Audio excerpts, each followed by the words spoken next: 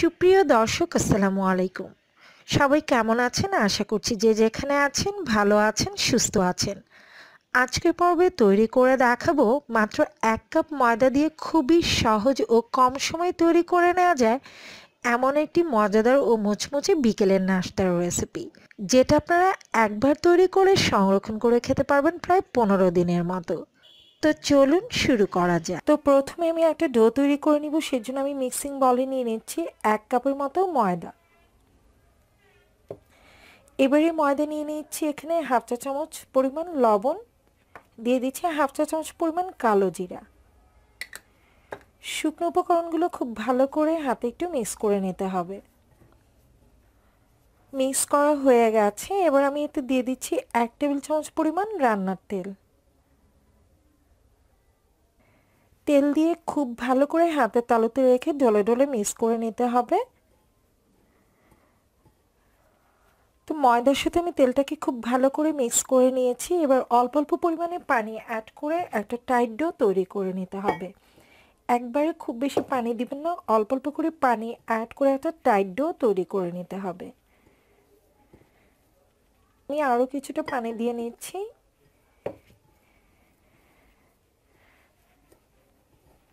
তো আমার ডোটা কিন্তু রেডি হয়ে গেছে। আমি খুব ভালোভাবে এটা মথে নিয়েছি। আর দেখতে পাচ্ছেন এরকম একটা টাইট টাইপের ডো কিন্তু তৈরি করে নিতে হবে। তো আমরা যেরকমটা পরোটার জন্য ডো তৈরি করি তার থেকে একটু টাইট ডো আমি তৈরি করে নিয়েছি। এবার আমি নাস্তাটা তৈরি করে নিব। আর এই ডোটা কিন্তু রেস্টে রাখার প্রয়োজন নেই, আমি এখনই এটা তৈরি করে নিব। আমি যে ডোটা রেডি করে রেখেছিলাম সেটাকে আমি দুভাগে ভাগ করে নিয়েছি। আপনারা চাইলে কিন্তু পুরোটাও একসাথে বেলে নিতে পারেন। এবার এই লেচিটাকে আমি পাতলা করে বেলে নিব।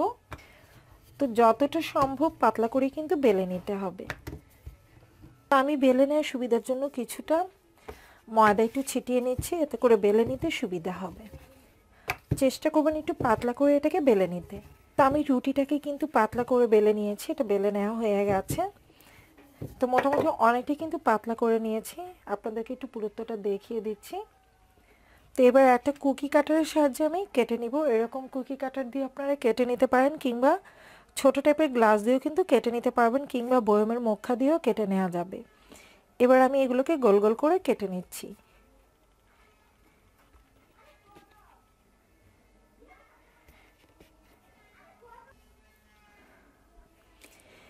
এবার উপর থেকে রুটিটাকে তুলে নিচ্ছি। তো দেখতে পাচ্ছেন আমি এরকম গোল গোল করে কিন্তু এগুলো তৈরি করে নিয়েছি। তো আমি একটু দেখে দিচ্ছি আপনারা কিভাবে নাস্তাটা তৈরি করে নেবেন।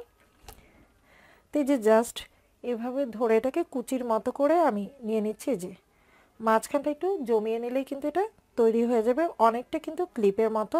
তারপরে এই যে আঙ্গুলের সাহায্যে একটু টিপে দিচ্ছি। তো আপনারা লক্ষ্য করলে হয়তো দেখতে পাচ্ছেন, এই যে জাস্ট ধরে খুব ভালো করে এটাকে হাত দিয়ে একটু চিপে নিতে হবে। তো এই যে এটা দেখতে অনেকটা কিন্তু ক্লিপের মতো। তা আমি আরও একটা আপনাদেরকে তৈরি করে দেখাচ্ছি। জাস্ট 2 আঙ্গুল দিয়ে এরকম মাঝখানটা একটু জমিয়ে ফেলতে হবে। তৈরি করা খুবই সহজ, আর কম সময়ে কিন্তু নাস্তাটা তৈরি করে নিতে পারবেন। তো দেখতে পাচ্ছেন ভিউয়ার্স, এই যে এরকম চিপে হাতে একটু মাঝখানটা একটু চিকন করে নিতে হবে, তাহলে দেখতে ভালো লাগবে। এই যে আমি আরও একটা তৈরি করে নিয়েছি। একইভাবে আমি বাকি নাস্তাগুলো কিন্তু তৈরি করে নিব। আমি সবগুলোই কিন্তু তৈরি করে নিয়েছি, এবার ভেজে নিব।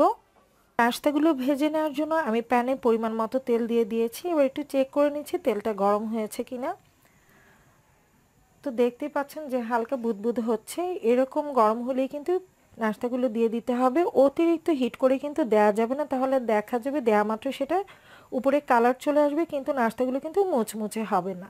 তো যখন এরকম গরম হয়ে যাবে এই পর্যায়ে আমি চুলার আঁচটা মিডিয়াম টু লোয়ের মাঝামাঝি করে দিব। এবার তৈরি করে রাখা নাস্তাগুলো আমি সাবধানে তেলের মধ্যে দিয়ে দিচ্ছি। তেলের তাপমাত্রাটা হয়তো আপনারা দেখেই বুঝতে পারছেন, আমি কিন্তু অতিরিক্ত এটাকে তাতিয়ে নেইনি, কারণ অতিরিক্ত যদি গরম করে নেওয়া হয় তাহলে দেখা যাবে যেগুলোর সাথে সাথে কালার চলে আসবে। তো আমি সাবধানেই নাস্তাগুলো দিয়ে দিচ্ছি। তো আমি উল্টে পাল্টে এগুলোকে গোল্ডেন ব্রাউন করে ভেজে নিব, যাতে করে এগুলো খেতে মুচমুচে হয়। তো অবশ্যই চুলার আঁচটা কিন্তু মিডিয়াম টু লোয়ের মাঝামাঝি রেখে কিন্তু ভেজে নিতে হবে, তা না হলে কিন্তু মুচমুচে হবে না। তো তো দেখতে পাচ্ছেন এগুলো কিন্তু ফুলে উপরে ভেসে উঠেছে। তো আমি উল্টে পাল্টে নাস্তাগুলোকে ভেজে নিয়েছি আর এগুলো কিন্তু গোল্ডেন ব্রাউন কালার হয়ে গেছে।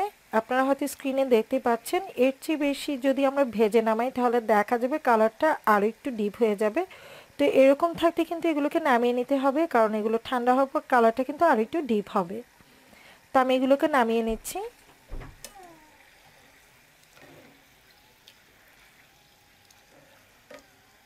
তো দেখতে পাচ্ছেন তেল থেকে উঠানোর পর কালারটা কিন্তু আস্তে আস্তে আরও একটু ডিপ হয়ে যাচ্ছে। তো পরবর্তী ব্যাচে আমি বাকিগুলো ভেজে নিব। তো আমি এই ব্যাচটাও একইভাবেই ভেজে নিব।